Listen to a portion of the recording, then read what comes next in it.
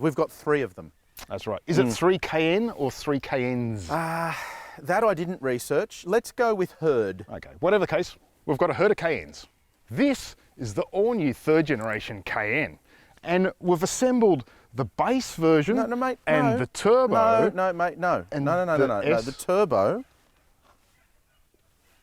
that's the turbo, that's the base, and that one's the S. Are you sure? No. That's the S, that's the base. And that's the turbo. So, this is our first ever premium range review. The readers have been asking for it. We've assembled 3 Cayennes to help buyers decide which is the best. And we're going to choose which of the 3 is Car Advice's pick of the herd. Well, mate, that should be easy, is it not? I mean, you get the turbo, it's the quickest. You'd think it'd be easy. Deep dived into this all-new Cayenne locally and overseas in reviews past. But here's a quick refresher of the highlights. This 3rd generation is larger in size and lower in height, with sharper styling and more pronounced shoulders. It's a little more 911 in general vibe. This includes the strip light treatment in the rear end and, for the first time, staggered wheels with fatter rubber in the rear. The new Cayenne is also roomier inside with an extra 100 litres of luggage space. But the real knockout is the cleaner, slicker cabin redesign. Under the skin, there are revised powertrains, new chassis systems, world-first tungsten carbide coated brakes, and even optional rear-wheel steering. This is not only a quicker breed of Cayenne on the road, but it's also loaded with clever off-road modes, including a new design of height-adjustable air suspension in higher spec versions.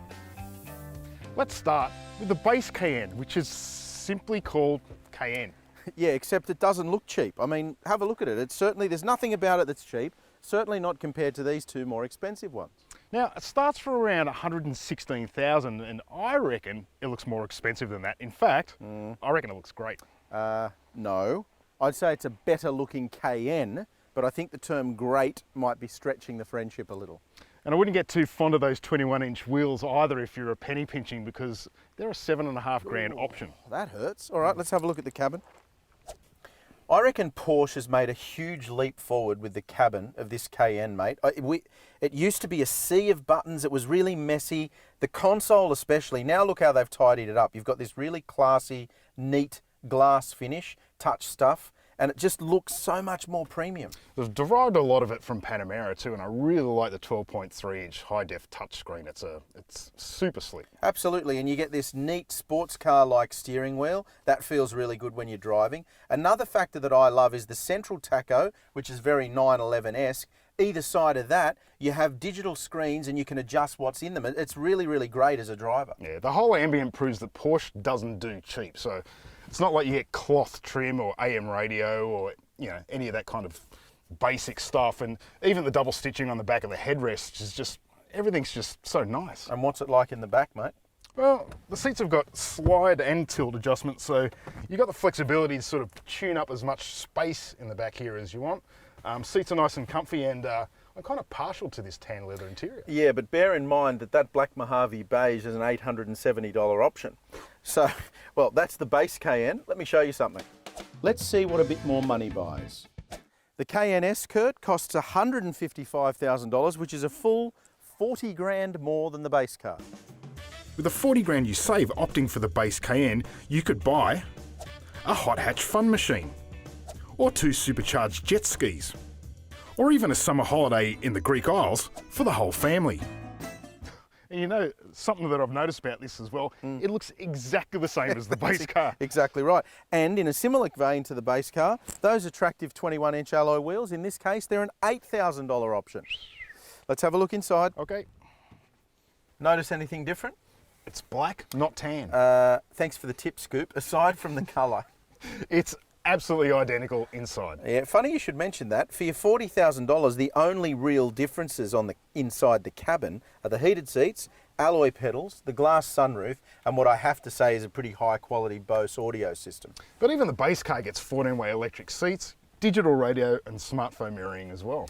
The only real negative for me, if there is one, is some of the switchgear. The headlight switches over here can be a little confusing, and some of the controls through the infotainment system can be a bit difficult to navigate, but I guess that's the same across all 3 Cayennes. I'm starting to think the only real difference between these cars is the engine and suspension, so should we hit the road? So your neighbours might not be able to pick that you've skimped and saved and mortgaged the kids to get into the not cheap but highly affordable base version. But it does get the basement level single turbo 3 litre V6. It's got 250 kilowatts and 450 newton meters, but when you're hauling around over 2 tonnes, acceleration isn't exactly what you'd call Porsche-like. So the 0 to 100 km/h sprint is 6.2 seconds. But where it really shines is on the move. All Cayennes get a brilliant 8-speed automatic and permanent all-wheel drive. In-gear response is excellent and it really feels as quick as it needs to be. The S gets a slightly smaller 2.9 litre V6, but don't be fooled. This twin-turbo is a different engine to the base car. It's more hardcore in vibe and it makes a superior 324 kilowatts and 550 newton meters.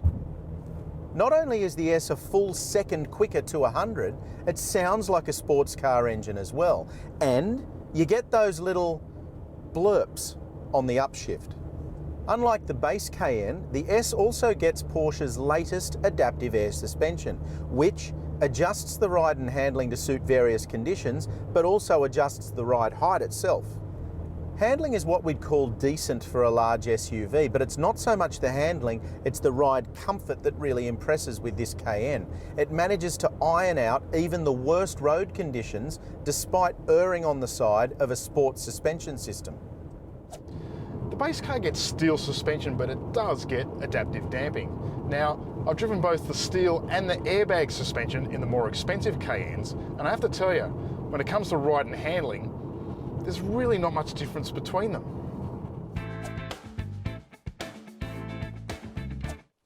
Which just leaves us with the turbo. I've got a red hot tip for you, champ.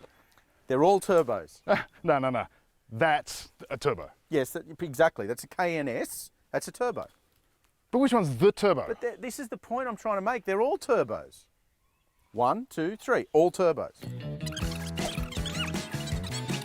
Now, this is not a difficult concept for you to grasp. They're all turbos. It's easy. This is the turbo. No. Because it's got 2 turbochargers. No. And that's the turbo. Look, okay, here you go, champ. Let me make it easy for you. Let's drive the black one. How about that? All right. The real turbo gets a 4-litre bi-turbo V8, making 404 kilowatts and 770 newton meters. And it'll hit triple figures in just 4.1 seconds, or 3.9 seconds with Sport Chrono. It gets massive 10-piston tungsten carbide-coated brakes, it has an active roof spoiler, and yes, those 21-inch wheels come as standard fitment. This thing costs 240 grand, mate. That is a lot of money. So it's twice the price of the base Cayenne. Yeah, before on roads. So that's $123,000 more expensive. You know what you could buy with 123, other than buying, 2 base Cayennes. 2 base Cayennes, yeah. You could buy 88,000 litres of fuel. Less boring, another Porsche. That's actually fun. Or head to Tuscany for a whole year. Above and beyond the S, you get full leather trim, the sport seats with adaptive bolsters, rear seat heating, and Alcantara headlining. There's a dial on the steering wheel that has Sport Plus. Let's try that out. Yeah, okay. Feel that thing take off. That's quick for a big SUV. Sounds good, but it goes great, doesn't it? It does. But let's be honest, what are you going to do with all that power in Australia? True. So let's put it in comfort mode and see how the turbo goes in comfort mode. So you breathed on that and you're already doing 100 in 100 zone, but in comfort mode, let me tell you, I'm boring, but it's quiet and it's comfortable, funnily enough. Very nice. Yeah, but don't the other two also do quiet and comfortable? They're all comfortable, yeah, that's true.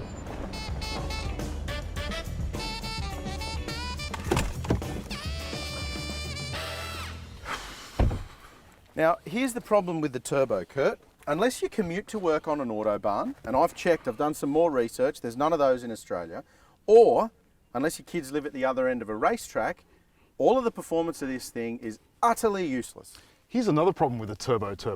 This car gets rear wheel steering, Porsche Torque Vectoring Plus, and Sport Chrono, but they're all options. So bundle that all up, have a guess how much it's worth. Tell me. $272,000 before on-roads. Me.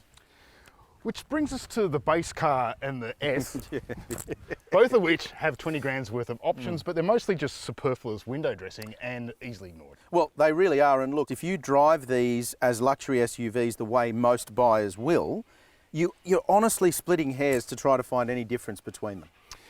I've got a theory. I reckon that Porsche's done such a good job with the core Cayenne product that it must be difficult for them to pull that goodness out to build a basic car down to a cost. And let's be honest, the only real difference between the S and the base car are the suspension systems that Porsche's used. And for me, you know, the extra 40 grand that you spend on the S, it just feels like dead money. For me, day in, day out, the pick of this test is the basic Cayenne. And I reckon it's going to be the same for the majority of most buyers. You know what? I completely agree with you. What do you guys think? Did we get this verdict right or wrong? Head to caradvice.com for the full written review and let us know what you think about this verdict in the comments section below.